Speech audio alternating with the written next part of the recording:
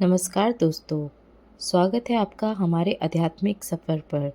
आज हम लेकर आए हैं बेहद प्रेरणादायक और चमत्कारी कथा, कैसे नीम करोली बाबा बने नारायण बाबा के जीवन के मार्गदर्शक और कैसे उन्होंने उन्हें प्रभु हनुमान की भक्ति में अपना पूरा जीवन समर्पित करने की राह दिखाई। इस कहानी में भक्ति, गुरु कृपा और चमत्कारों का अद्भुत संगम है, जिसे आपको ज़रूर अंत तक देखना चाहिए। अगर आपको हमारे इस प्रयास में भक्ति की झलक और ज्ञान की रोशनी मिलती है, तो कृपया चैनल को सब्सक्राइब करें, वीडियो को लाइक और शेयर करें, ताकि ऐसे ही आध्यात्मिक अनुभव हम आप तक लगातार पहुंचाते रहें। कई साल पहले की बात है। राजस्थान के अलवर इलाके में एक गडरिया भेड़ चराते हुए जंगल में चला गया। अचानक किसी ने उसे कहा कि यहाँ बकरियां चराना मना है। बातों बातों में पता चला कि वो इलाके का तहसीलदार था। दोनों में बात होने लगी। पता चला कि बहुत कोशिश के बाद भी तहसीलदार को बच्चे नहीं होते। गडरिये ने उसे कहा कि आप दौसा के बालाजी हनुमान जी के मंदिर जाकर बेटा मांग लो, मिल जाएगा। ना जाने क्यों तहसीलदार ने उस गडरिये की बात मान ली। उन्होंने हनुमान जी से कहा कि अगर मेरा बेटा हो जाएगा तो मैं उसे यहीं इसी मंदिर में सेवा के लिए छोड़ जाऊंगा। इस बात का जिक्र उन्होंने अपनी पत्नी से भी नहीं किया। मन्नत मांगने के 1 साल के अंदर उन्हें बेटा नसीब हो गया, लेकिन बाप का प्यार अब आड़े आ गया।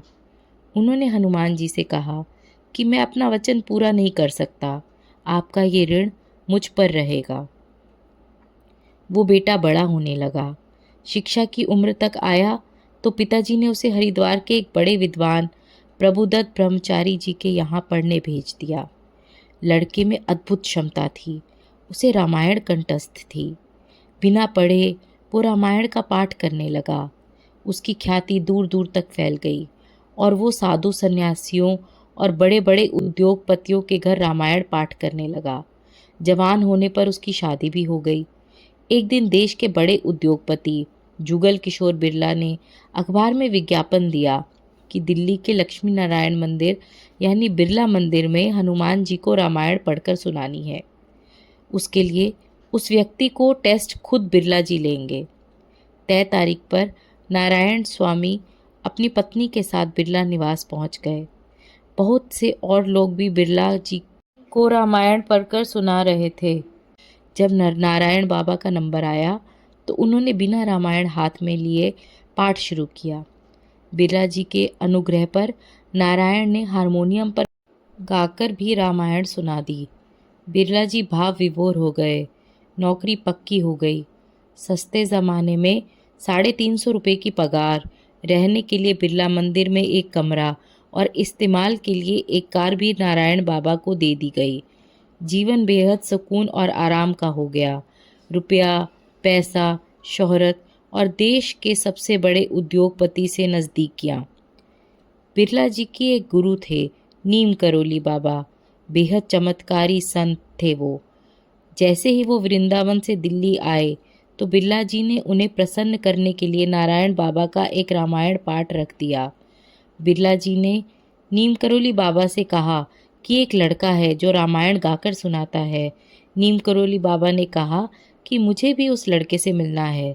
जैसे ही नारायण बाबा कमरे में गए तो नीम करोली बाबा ने कहा कि तेरे बाप ने हनुमान जी को धोखा दिया है।